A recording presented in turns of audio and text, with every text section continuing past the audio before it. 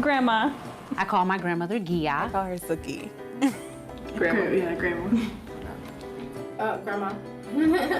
Nana. I think she thinks that like Granny is like kind of cute. Like I think that's her like Jenny from the Block like upgrade on grandma. So only my sister and I call my grandmother Gia.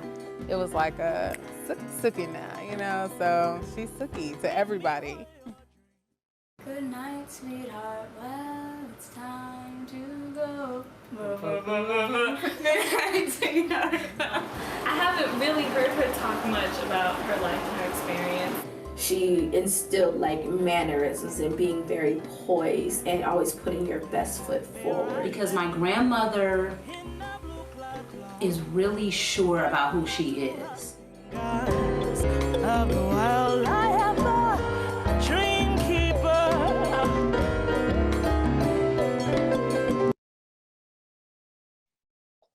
Hello, everyone, and welcome back to the Grandmother Project presents Pearls and Pocketbooks, our monthly interactive webinar experience featuring Black grandmothers and granddaughters discussing love, life, and everything in between.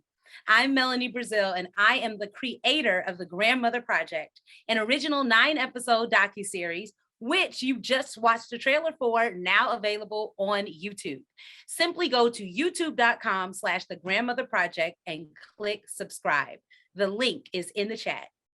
We are back with season 2 of Pearls and Pocketbooks. Thank you to everyone who tuned in last month. Thanks to your support, we were able to bring you 8 original episodes last year that you can now watch again and again on our YouTube page.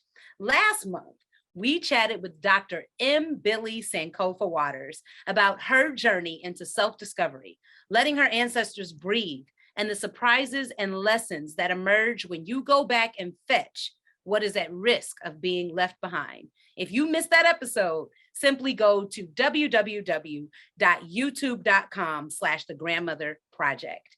Tonight, I would like to dedicate this episode to my family, the Range family, the Brazil family, the Anderson family, all of my family, all worldwide across the country. I like to dedicate this episode to you. Tonight, we are talking with a very special grandmother about her journey to confidence, her advice for young women, and the time she made a very special appearance on one of Chicago's hit morning TV shows. It is my pleasure to bring you Pearls and Pocketbooks, episode 10, Confidence. So without further ado, I'd like to introduce you to this evening's guest. Born and raised in Chicago, Illinois, Corrine Compton attended Oakenwall Grammar School, Hyde Park and Morgan Park High Schools. She is the oldest of 8, 5 girls and 3 boys. She's a graduate and retiree of Chicago State University. She retired just before her 58th birthday with 35 years of service with CSU and 3 years from Illinois Pediatric Institute in Cook County. She has 1 daughter, Joy, 2 granddaughters, Danielle and Catherine, and 1 great-grandson, Joshua, age 13. She is a faithful member of Chatham Fields Evangelical Lutheran Church, where she has been a member for over 50 years and currently serves as the president of the congregation and chairman of the board of vestry. She is a member of Iota Phi Lambda Sorority Incorporated, Alpha Chapter, for the past 43 years, wherein she served locally, regionally, and as a national officer. She currently serves on several committees. She holds membership in the NCNW, the LWML, Coupa, and IUBIA, the National Association of Parliamentarians. Her activities include water aerobics, walking, and catching up with her friends. It is my pleasure to introduce you to Miss Corrine Granny Compton. Miss Compton, welcome. Welcome. Thank you. Thank you so much for that lovely introduction. Thank you so much for joining us. And please turn on your camera so we can see your lovely you. Know you had to tell me. Okay. Oh, it's lovely. All right, I'm not there. Yes, I see me. You are here live. It is so good to see you. It's so good So to see you, Melanie. And thank you for this opportunity. Thank you. it is my pleasure. You know, today's title is called Confidence. Yes. And you were recommended to be on the show Yes. from my Aunt Rita, because Uh-huh. you are someone that she feels exudes confidence. Oh, that's so nice of her. Yes. And, you know, it's been lovely talking with you this week, because I definitely see what she means. So without further ado, let's dive on in. Okay. Okay. So, you know, Miss Compton, when we talk about confidence, there's some folks from, you know, the time that they were little have been confident and bold. What were you like as a young girl? Were you always confident? No, no, no, no. You know, you have to have some affirmations. When you start out young, especially, well, I'll say grammar school. When I started out in grammar school, um, I, I was like, what's going on? You know, I'm used to being home with my sisters and brothers. I get there and my sisters and brothers are not there. Even though I was the oldest, I was used to them in my presence. Mhm. So when I started school, it was like, okay, you're not with family. You don't know these people. And I was really very, very quiet. You know, it's kind of like, oh, I don't know. And I would go home, and my mother was good at drawing me out. You had to tell her what your activities were for the day. And of course, I said, they don't have my name right. She said, what do you mean they don't have your name? I said, I said, they don't call me. My mother said to me, what do you mean? Well, my mother had a nickname for me, her mother. Now, when I tell you, this nickname has no relationship to Corrine, okay? They called me Tony. So you spend the first 5 years of your life being called Tony. And then you sit in kindergarten and they don't call Tony. They call Corrine. And and teacher everybody would stand up when their name was called, and I wouldn't stand up. And she'd say, and now, sweetheart, what is your name? Tony. You said, who is Corrine? So I want you to know, being the oldest and with that nickname, no one else ever got a nickname after that. No, Okay. that is hilarious. And you know, we've got this precious picture of you that we like to get up. Oh, This is a okay. throwback, and we have got to show everyone. Wow. Now that was little Tony, 18 months. They called me Tony. Did you ever find out where it came from? Yes. Now, I guess, well, the story that I have is that my grandmother worked in a bakery. And of course, you know, this is right, it was right as the Depression was easing up, but they had some pretty hard times. And the butcher, his name was Tony. I don't know if he was Italian, Greek, or what, but his name was Tony. And when my grandmother would come, she would bring little extra pies for him and his family, and he would wrap up meat, and he would wrap it so tight, but when she opened it up, there may be several chops and other little stuff that was wrapped up. She may ask for, let's say, a quarter pound of bologna or something. And when he got through wrapping it up, there would be enough meat in there for the whole family. So she did not know what the full name for a girl like to be either Antonia or Antonia. She didn't know that. So she named me Tony. And the other little cute thing is I had a little dog, a Doberman Pinscher, that was named Hitler. So it was Tony and Hitler. Interesting, huh? Oh, wow. That's so interesting. But, you know, bless those people like Tony that just kind of, you know, have their special ways of blessing us, you know? Yes, yes. And yes. I think that's a great segue because, you know, as we talk about confidence, we talk about self-esteem. I know for me, when I think about self-esteem, I think about, you know, my family. I think about people like my mom, my dad, and my grandparents and aunts and uncles and great aunts and church folks. So many people that poured into me, checking in on me. You know, that's what sort of has made me confident. And so I want to know for you, who are those people for you? Who are those people that spoke into you when you were growing up? My grandfather, Norman Eugene, my Aunt Betty, Elizabeth Nelson. Those two were probably the pivotal characters in my upbringing. One of them being because my mother had always told me, whatever my Aunt Betty tells me, she knows. You listen and you learn. She will never lead you wrong.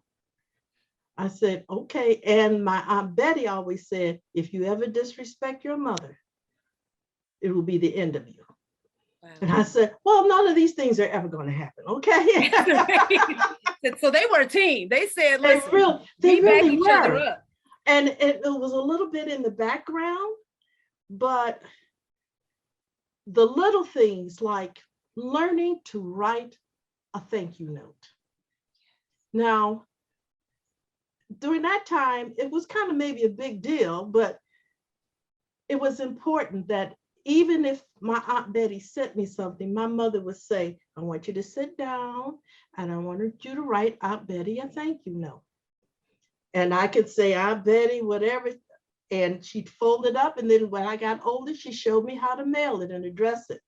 I think my confidence came with my Aunt Betty when she would see me and she'd take me to church on Sundays, and she was so proud of me. She just showed me off. This is my niece, Tony, and I would be like just beaming in her glow, because everything was, I will take care of you and I will show you the way. So whatever Aunt Betty said, that was the law. Hey, if Aunt Betty said I couldn't go over there, I didn't go. If Aunt Betty said, pick up that book and read, you read it. That's right. I love that. And I love that, teaching people how to do, those little things, those people that pour into you. Sending a thank you note is still a wonderful thing to do. And that was her investing in teaching you how to be classy and how to be grateful and how to show that. And exactly. I just think that's precious. I've had problems reading as a little kid. When you say confidence, I just think about the things that my mother did. We didn't have, I didn't realize that we were poor. But you could get the brown butcher paper, and the butcher would give her just streams of it. And she'd cut it up. And that's how she taught me how to read, writing out things that I had to read, because I was falling behind. And I didn't like it. I said, I don't know the words. And she said, you'll know the words. And it, every time I made a step up, she said, that's my girl, you got it. Her main reason, she told me much later, was you're the oldest. So I had to get you all geared up so you can reach back and help all your sisters and brothers. Yes. And that's literally what I tried to do. Yes, and that's what you've done, And so I now want to ask you, because this is always a fun question. And of course, it's something that changes as we get older. But what did you want to be when you grew up as a little girl? What did you want to be? I want to tell you this funny story. My grandfather, Norman Eugene Burbridge, I must have been about 12, almost 13. He said, Corrina, what do you want to be when you grow up? And I stood there. I said, Granddaddy, I want to be a mom. I'm going to have 4 kids. I'm going to be married and blah, blah. I went on to, he said, stop. Stop it. He said, any woman can get married. And in his estimation, any woman can have babies. I didn't ask you that.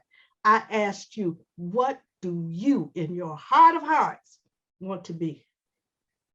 I said, oh, Daddy, I saw Granddaddy. I know exactly what I want to be. He said, okay, tell me. I said, I either want to be an executive secretary or a registered nurse. He said, then that's what I want you to think about studying for and being. So from day one, after that, I never thought of getting married, having babies. All I thought about was finishing school. And while I was in high school, learning things so I could be a secretary. So when I graduated from high school, I could take dictation at 100 words per minute, and I could type 45 to 50 words per minute. I was on my way to that part. At the same time, I wanted to be a nurse. So I was like, well, and as my stepmother once told me, she said, Well, even if you're a nurse, you got to type up papers. So you need to know all of this stuff. Anyway, so that's how I end up being in the business field after that. Yes. After that, it was this, but my grandfather made me realize there was more to thinking of growing up, finding a man, falling in love, getting married. He made me realize you need to think about what you want out of life personally. Yes. And I said that to my daughter and to my granddaughters. Yep. Same thing. That's so valuable. And it's so, so, so important, especially for young women to have that, because, you know, there's so much that we get so much information from society about what womanhood is, and people imposing these very limited views of what you can do as a woman. And even today, it can be limited. And so to have that person say, sky is the limit for you. What do you want to do? That's powerful. And to understand that, because, and I want young women really to understand, life can throw you a blow, but don't give up.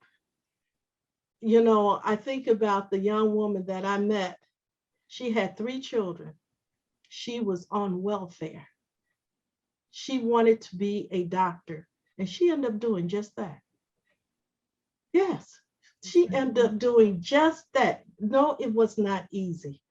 No, it wasn't. You know, but you have to understand that if you have a dream, don't let anybody talk you out of it. You know, don't let somebody say, oh, girl, you got them babies. You better sit on down and shut up. I'm like, no, don't do that. Don't do that. Don't ever think that. Your life is yours. And don't let any man dictate what your life should be or tell you you're not good enough. You've got to believe it in yourself. You look in the mirror every day and you say, there's something special about me. Now, I may not be rich. I may not be on top of the world, but there's something special about me. There's something I have to offer and something I can give. That is a word. That is a word. Thank you. Thank you. Thank you. That's powerful. And we have to remember those things. And hearing it from you, it really, really, really just, it really hits, it makes an impact. You know, you talked about the fact that this journey is not easy, right? It's not easy to work and to be a mother. And so I know that, you know, life is full of these peaks and valleys. And so, and at some point we have to leave that safety nest of those people that are the people that instill confidence of us. And we've got to go out into the world. Exactly. And so you had mentioned in previous conversations that I've had with you about high school and how high school for you was a bit of a shock.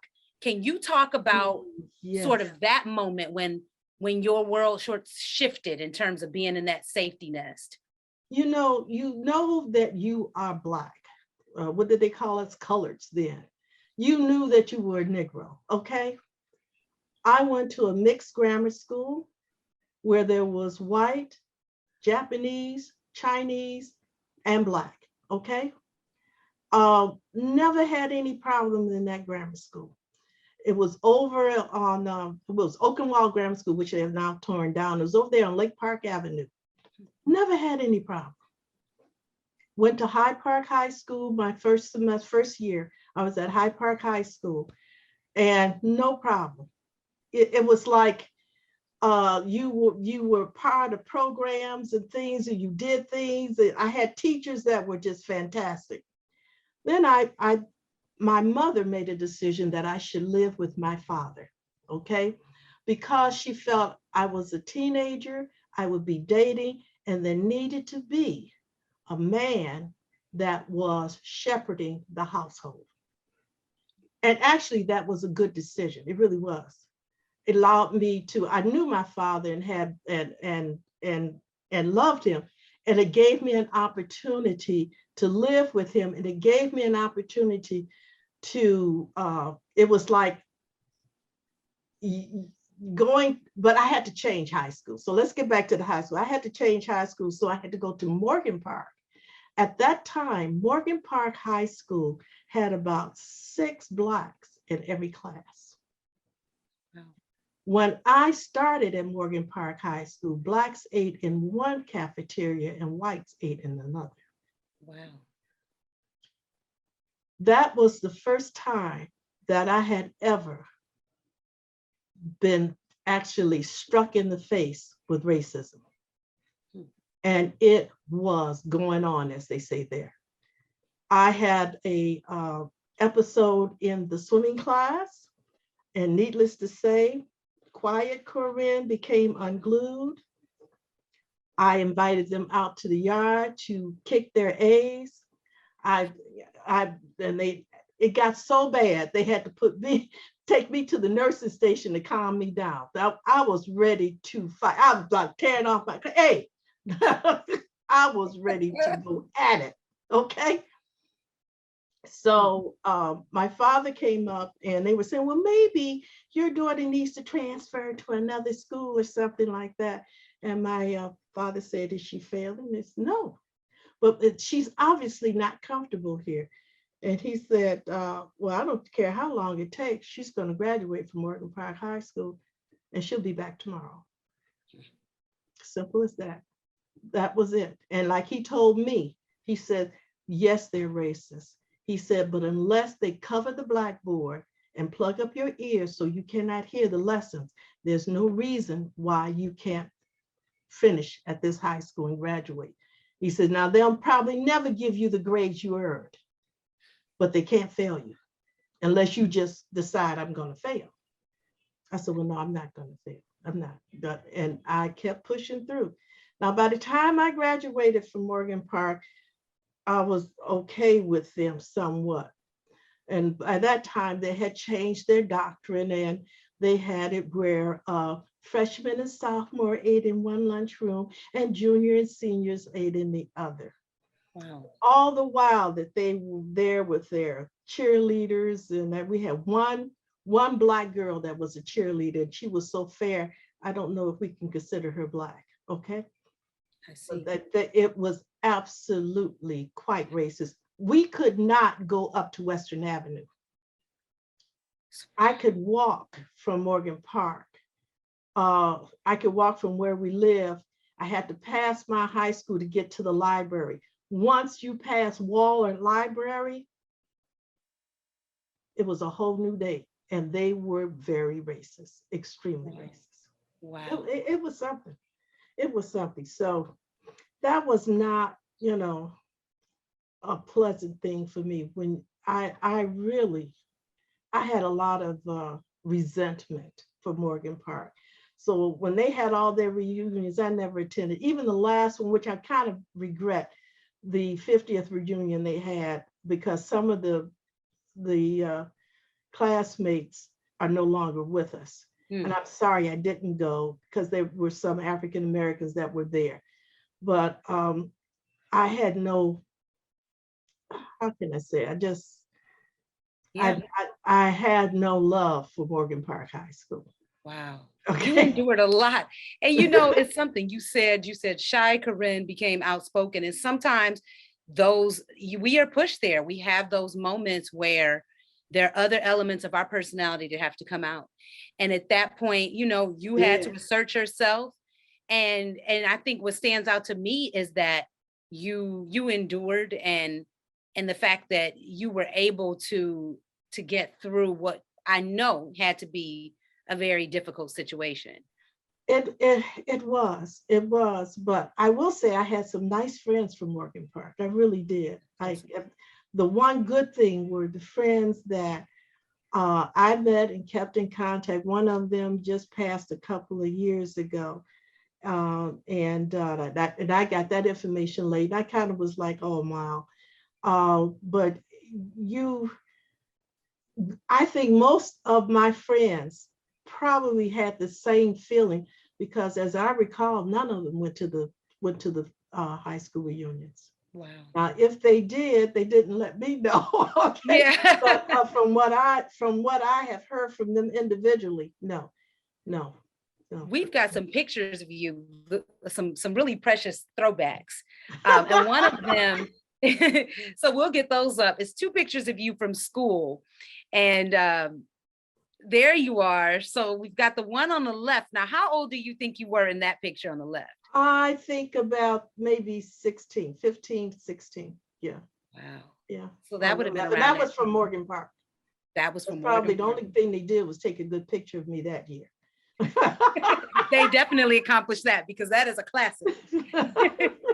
And what about this other picture? So now that picture is a picture I took when I received my degree from Chicago State University.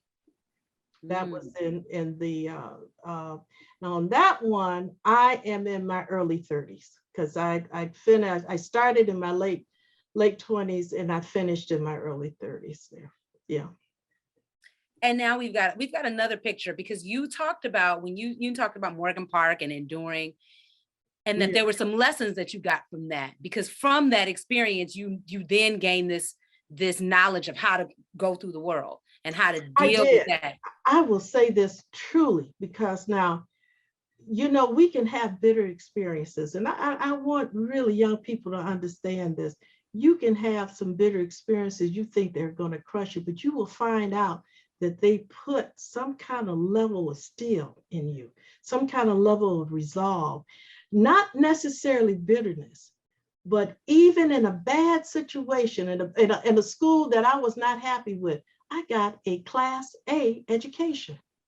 Like my father said, I came out of that school, like it's like typing at 45, 50 words per minute, taking dictation at 100, was considered an excellent writer, could read very well, anything.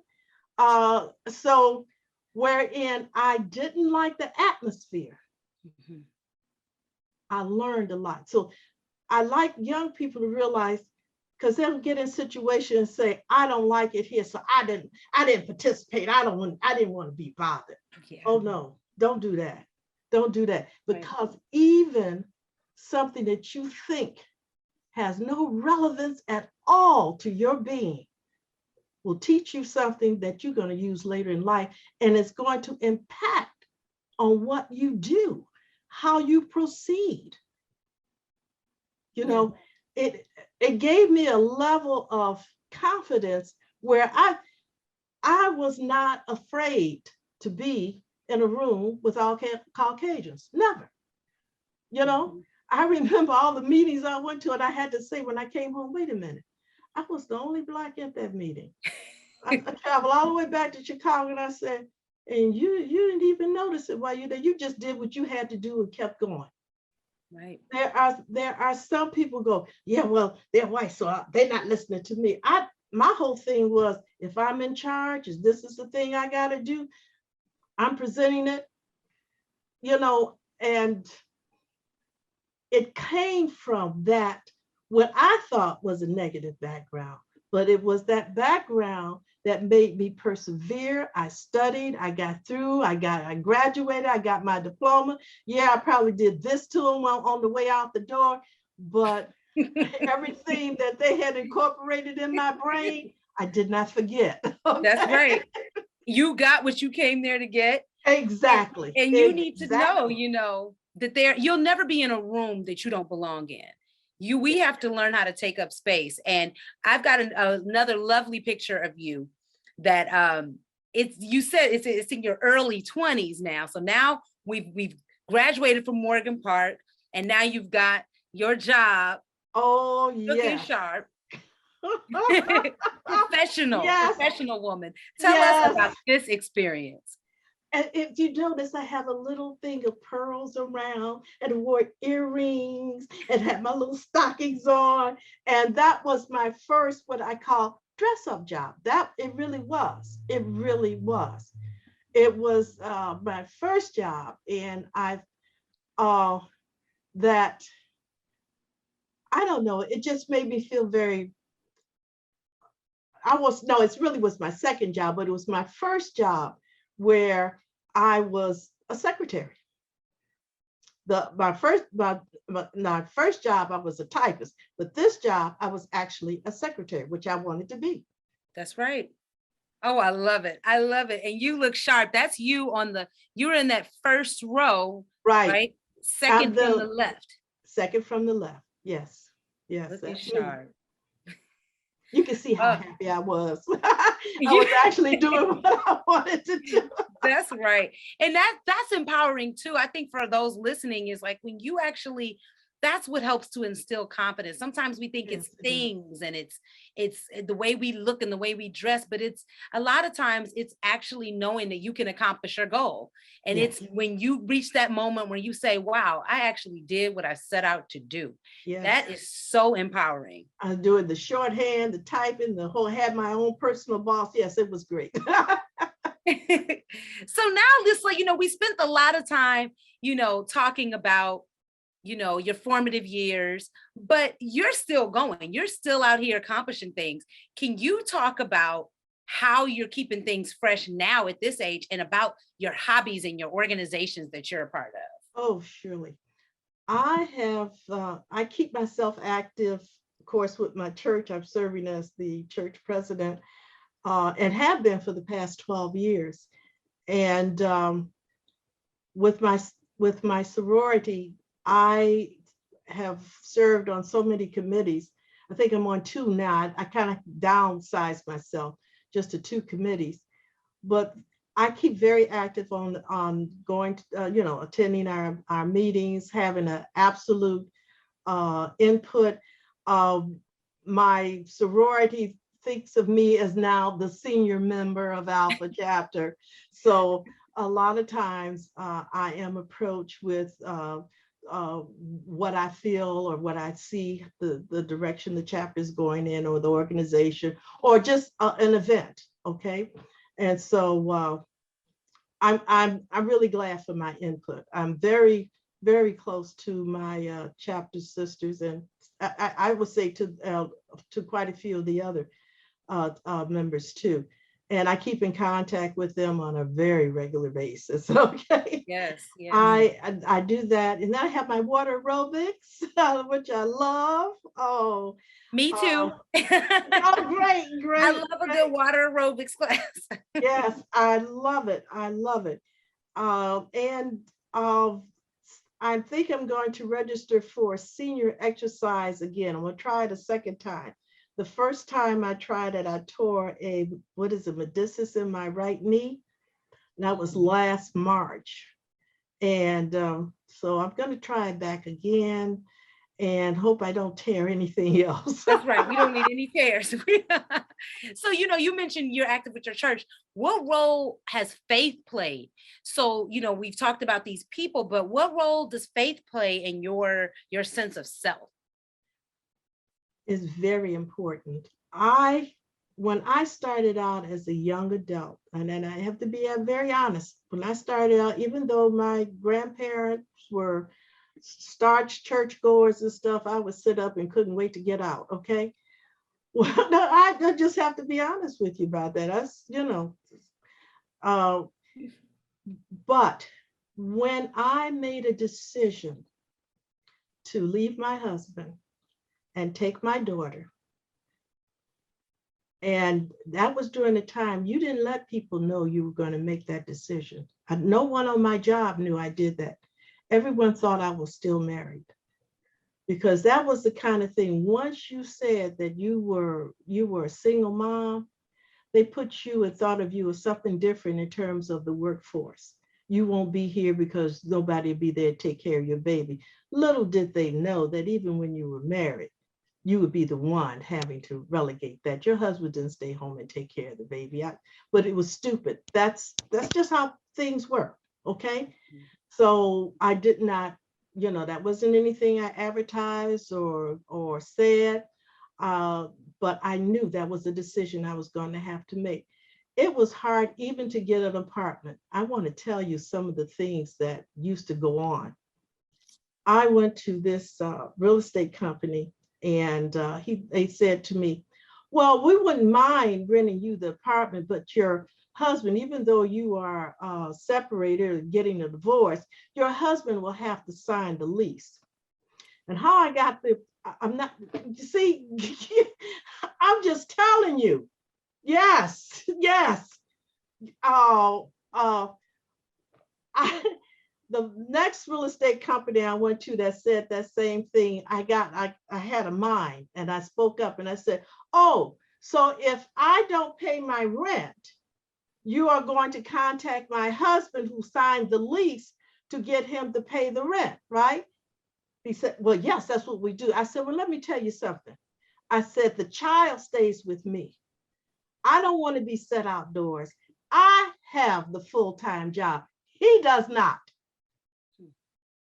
Okay, I will pay my rent because I don't want to be set outdoors with my child. He said, well, okay, Miss Compton, here's the lease. If you sign it, and that's how I got my apartment, my first apartment. But there were all kinds of things like if you're married and you have a savings account, your husband has to be on the account. Wow. No. So I got smart. I had to even remove him from my credit report because, and I will tell young women this now. I know when you get married and you think, oh yes, he's going to take care of me and everything. And I'm not saying he won't, but I'm going to tell you a smart move to make. Open an account with him, but don't transfer your funds to it. You all start from scratch with funds in there. Because you will find that you look up, your spouse has access to your funds and he has taken them out willy-nilly and didn't think he had to tell you about it because he's the man of the house. And it could be something little and it can be something big. So my confidence level pushed up when I was in control of my finances, when I was in control of where I live, even to the point where even if someone's in your house and you want them out, I can say, hey, I was like B.B. King. I paid the cost to be the boss here. Out you go. Out you go. My name's on this lease. My name's on these bills. You go. You got to go. So it's getting financial power. Yes, you do need that. Yes, you do need that. You may think, oh no, I'm Mrs. So-and-so now. And if you all can work it out together, good. But I'm just saying, make sure you have your own finances in your own name. Yeah. Be sure before you say Mr. and Mrs. that you check his credit report, because that burnt me. Because I said, oh, I'm Mrs. and oh, my husband's name is and blah, blah, blah, blah. I had a fantastic account downtown, everything, getting clothes and everything. They closed me up and said, I'm sorry, if your credit is changed. You got to be careful. What you do as women, you've got to be careful. Now, I'm passing this on because a lot of young women do not get that, and no one tells them. Okay. Yes. My mother couldn't tell me because she'd never been in that situation. Okay. She didn't know. That's right. But when I learned it, I pass it on. I pass it on. Okay. And I will say something for seniors who are planning on getting married and thinking that, well, I'm in my 50s. Well, you're not a senior really at your 50s. I'm in my 50s and I'm marrying this man and everything. And when I retire, I will retire with his benefits or whatever. You better be sure that he has the benefits. I'm in just the first saying, place. No, yeah. I had two friends. They got married and they thought, oh, everything is going to be fine. Okay, come to find out that when their husband died, he had drawn down his retirement. Wow. He was living off of the part-time job he had, and she was not listed in anything. Yeah. He had his mother down there. You are preaching. So we have to acknowledge the comments. The chat just exploded. So okay.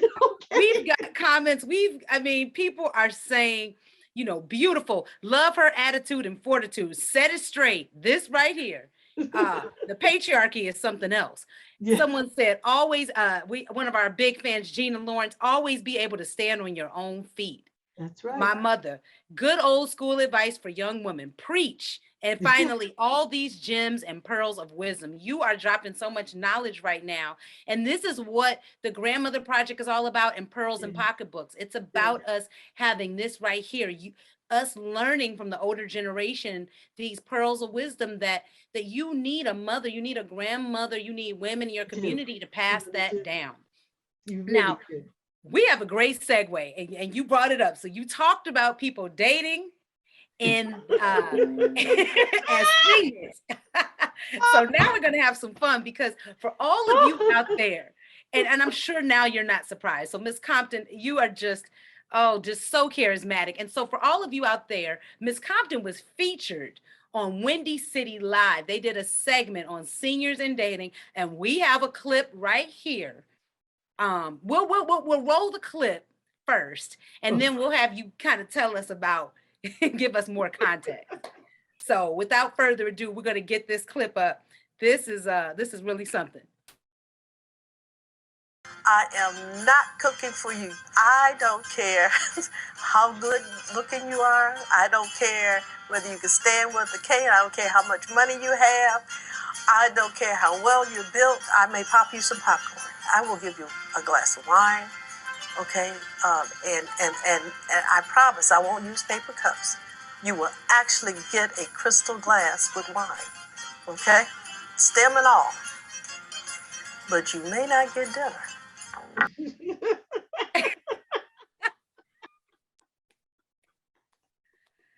Yes. You said I might pop you some popcorn. Gina says the honesty is everything, and it really is. So give us some context about that. Now, you're talking about a first date, or give us some context. How did you get on the show? And tell us more about that clip. Okay, let me tell you how I got on the show. One of our members at Chatham Fields at the church worked for Windy City Live. And she was approached about trying to get candidates to appear in that segment. And they said, well, you got to know some African-American men and women that will do it. So she called me, she said, Miss Compton, this might be intrusive, but could you at least go on the interview with them? I said, do I have to go downtown? I said, because I'm not going downtown. I'm not, because I moved out here in the suburbs, and I no longer live in Chicago proper. So I'm like, oh no, do I have to go downtown? She said, no, they'll come to you. I said, well, where they want to come? She said, well, they said they could come to you either at your home or at the church. I said, let's make it the church. It's a bigger place. And she said, oh, good. Then I can ask some of the other church members if they will take part in it too. I said, fine. So we sat, and that day it was cold and snowy. So they set up, and they're at the church. Now the cameraman, I'll tell you, was fun. He was such a nice, good-looking young man. He really was. He really was. I was wishing my granddaughter was there so I could introduce them. But he was just genuine. And so a lot of things he was saying to me that was not recorded, which made me laugh and give him those responses. So it was just like I was talking to him. Yeah. Because he said, I would love a good meal. I said, well, you're not going to get it. So he was rolling the cameras, and egging me on. He said, "Oh, that you might cook me a nice home cooked meal," and he thought he was gonna get the works, huh? No, it's not gonna happen. You know what? When I was young, and I say in my 30s and 40s, and had a few, not few, maybe a suitor here and there, I used to think, well, I would fix food and stuff like that. But as I've gotten older, I realized that coming to my house and sit up and look at my TV and eat my food, you can do that at home. I would rather fix you a dinner and take it to your house and drop it at your doorstep. let you enjoy everything you want watching your TV. Because when I'm watching my TV, I get to watch what I want to watch, when I want to watch it, and I get to do what I want to do. Now, if you want to engage in something with me, we got to go out. Okay. And I know this pandemic has changed a lot of things, but I mean, don't tell me I don't go to church. I don't go to church functions. I don't go to the show. I'm telling you, men near my age don't do a lot of things. I used to do that. I don't do that anymore. And I'm like, really? You know, or well, if you come pick me up, no, no, no. I'm not your chauffeur. I'm not your cook. Okay. And to tell you the truth, listen, I really don't, I really don't want to be bothered. Seriously, I don't. It was too much involved with that. You know, I don't want to be bothered. You know, I love doing what I'm doing with my girlfriends, with my family. We do a lot of things. I am not missing it at all. Now, when from I would say from age 60 to 65, I had the time of my life. I really did. Tell I us more. really did. I traveled all over the United States.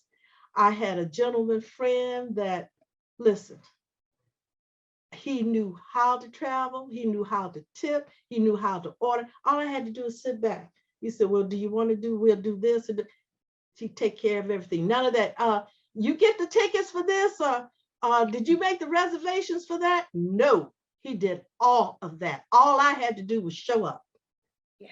I'm telling you, I had the time of my life and I enjoyed it. And it was with somebody that I had known for a long time.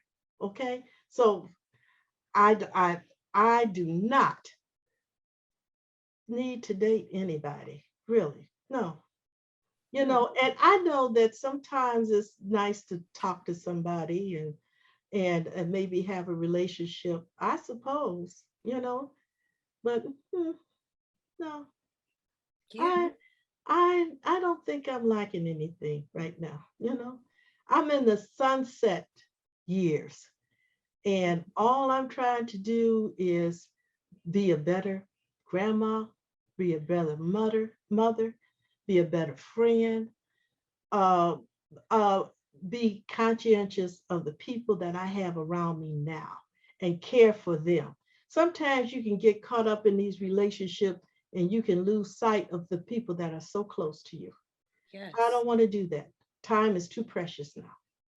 I've got sisters and brothers that you know, my baby sister's going to be 66 tomorrow. Oh, wow. That's a It's like blessing. we're all aging. I don't want to miss one moment that I have with them. So any opportunity I get to be with them, I do. That's right. And so, I mean, you know, That's it right. ain't a thing I want to do. And I love that. That's the key right there. It's not a thing that you want to do, and it's about agency. What I'm hearing from you is you know what you want, and Yes, you know, and you're comfortable in yourself. And that's what this is yes, about. This is about that confidence, that knowing when you can enjoy your own company, when you can know that you're exactly. not lacking anything, that what you need, you have, and that you're able to create the reality and experiences that you want. That is so, so empowering. And to hear that from you, yes, people are, again, the chat, you've got this chat on fire. Okay, Miss Compton, Okay. people are literally, we got fire, we have flames, because people are like, this is hot, this is great information. You got that right. Somebody said whole all by yourself. All I had to do was show up when you were talking about, your friend. And I Yes, just love it. And that this is just all what this is about. yes, And so we're almost about to wrap up here. And I wanted to know, so now we've got this new generation of women, and Gen Z, as they say. I am as a they millennial say. myself, but we've got Gen Z now, and Gen Z, what strikes me is that they are outspoken, they're Yes, bold, they're yes, they are. shaping their own boundaries, and they're shaping their own realities. What are your thoughts? What do you feel about that generation? I tell you that the Gen Z generation, I am beginning to learn about through my sorority because we have a large group. We brought in 13 Gen Cs, okay, a year ago.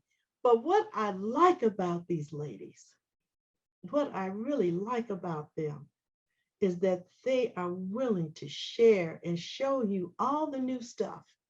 And they're willing to listen to, even if it's old antiquated stuff. And I'll tell them, I know this is old, you know, but you, and then they'll say, well, we can take it and we can bring it up a notch. We can bring it here, we can take it there. And I'm like, oh, you know, the thing that I find we need to do as seniors, and I'm really seniors, is to listen and to encourage and to be able to say, okay, they may not be approaching this the way I would have at their age, but it was a whole different day then. You know, when I was 35, it was a whole different day. Okay, it's different for those from 28 to 35. It's different. There's a whole different gamut out there. And to be able to, you know, embrace the difference. I listen, I just love being able to hear what you have to say, how you do things. And I'm ever so appreciative. I have two sorority sisters that we had to do something special for Black history and talk about where our family came from before settling to Chicago. And so that allowed me to go back and really do in-depth study. But what I appreciated was I was trying to get, my portion of it was do the HBCU schools from Mississippi. And I said, well, I got the name of the schools and everything. And then Sora Tyon said, oh, I got that. She said, I'm going to send this to you. You tell me if you like it. She sent it up and I was like, wow. Then I was telling her about the people that were famous from Vicksburg. She got all the bios for her and sent it up and put it up. She says, is that what you're trying to say? I was like, you know it. I mean, she made me look like I was doing something, okay? Yeah. So I appreciate that from them. And then listening to them, what their desires are, you know?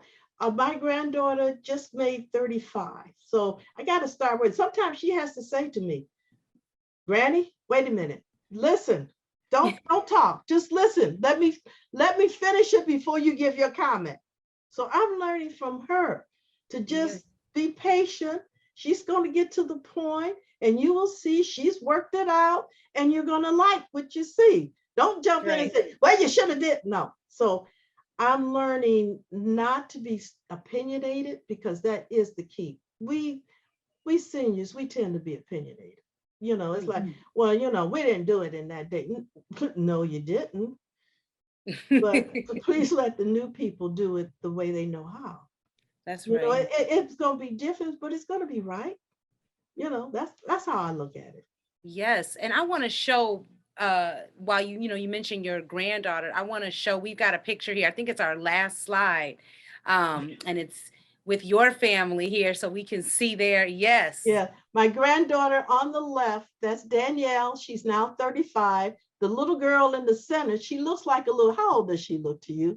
She looks like she's 16 or 17. She'll be 25 in April. Wow.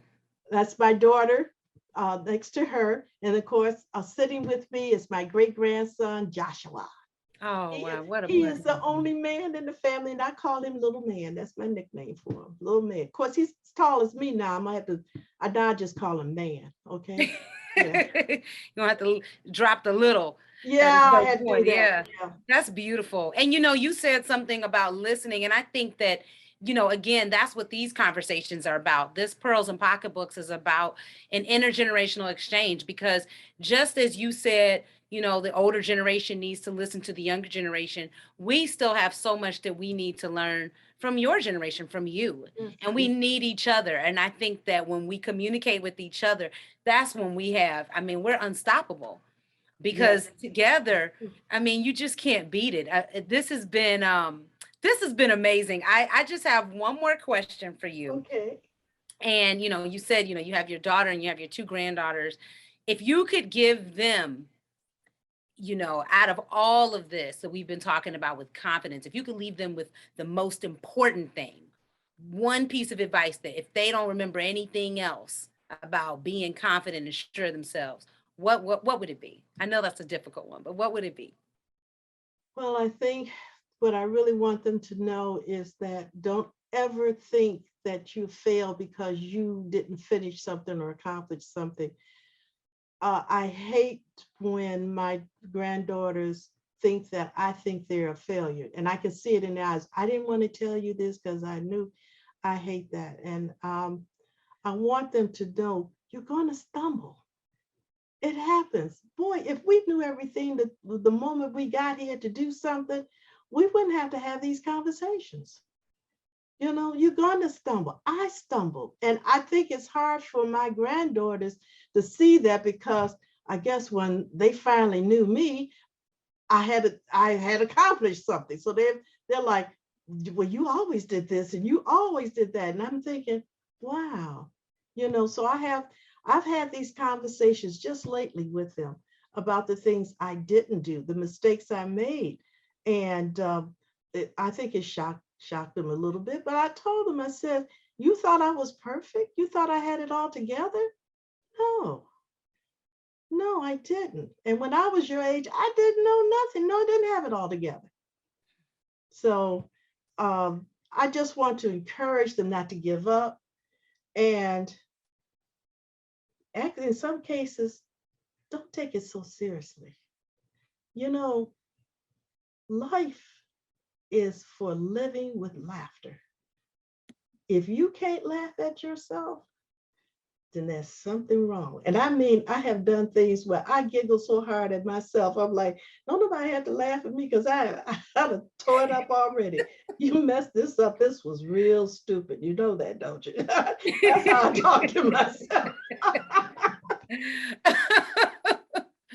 And don't be afraid to tell your grandchildren you're sorry because we make faux pas. We get it from our parents, and we'll say things quick before, and then we've hurt them to the core. You know, so and I've heard many adults my age say, I don't ever say I'm sorry. That's a stupid thing.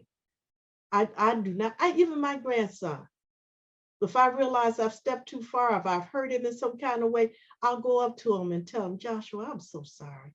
Gigi didn't mean it like that. I'm so sorry. And he'll smile and, okay. It hurts them, So that's my advice for my age group, to be a little bit more tolerant, okay? And be able to say, I love you, and hug them. Yeah. My oldest granddaughter, even my daughter, I hug them. Yeah. I know they're not babies. Well, they are my babies as far as I'm concerned. But I hug them. I kiss them. I tell them I love them. Yeah. Don't be, oh, they ought to know. Don't go there with that. Yes. No. This has been, oh my goodness. I want you to hear this because I think you need to know how much you have impacted people watching. I don't know that we've ever had a chat this active, but someone said, we've got Lolita Douglas. Hi, shout outs. First of all, thank you to everybody who's watching. You have no idea how much this means. These conversations really are a labor of love. And so thank you. Lolita Douglas says, thank you, Mrs. Compton, for your wisdom and knowledge on life. You are amazing. Rita Mitchell, of course, who you know. Thank you. Cassandra Brazil, echoing something you said, nothing beats failure but a try. And another viewer, Dominique Bozeman, that's so powerful for women to give each other permission to be less than perfect and still love themselves. What a gem. Yes. Very powerful. And finally, our Billy, who was featured on our last episode last month, said, this is awesome. And it really is. Ms. Compton, this has been just such a life-giving conversation. And I'm just so grateful for this time that we've been able to spend with each other. Thank you. It's been a pleasure for me too. Thank you. Yes. And finally, before you all go, I want to thank all of our amazing supporters for helping us come back for this second season. Excuse me, got choked up. This is our 9th month of Pearls and Pocketbooks. Actually, our 10th month, episode 10. We have brought you 10 original episodes, and it could not have been done without all of you out there. Right now, I want to give special thanks to my mom, Cassandra Brazil. I want to thank Rita Mitchell for introducing me to Miss Compton, because this has just been incredible. And you're stuck with me now, Miss Compton. Okay, that's good. I want to thank my sister, Andrea Brazil, and I want to thank Catherine Claire Hester for helping with the setup. We're in a all new location this week, and all of this is a labor of love. And of course, I want to thank my grandmother, because I am at her house right now. So thank you, Gia, wonderful. for letting me film here and letting me turn your dining room into a film studio. This really is a labor of love, and it takes a village to do this. Cheryl Rutherford says, thank you for a powerful presentation. Thank you, Mrs. Rutherford, for tuning in. Thank you all. Stay tuned for a very special message for how you can support the Grandmother Project. Miss Compton, it has been a pleasure. Thank you. We'll see you all next month. Bye-bye. Yes, thank you. Bye-bye. Bye-bye. Project is easy. Simply go to www.grandmotherprojectseries.com and click donate. You'll be directed to our PayPal page, where you can enter an amount to help support the creation of new episodes and content. Be sure to like and subscribe to our page on YouTube and follow us on social media. See you next month on the next Pearls and Pocketbooks.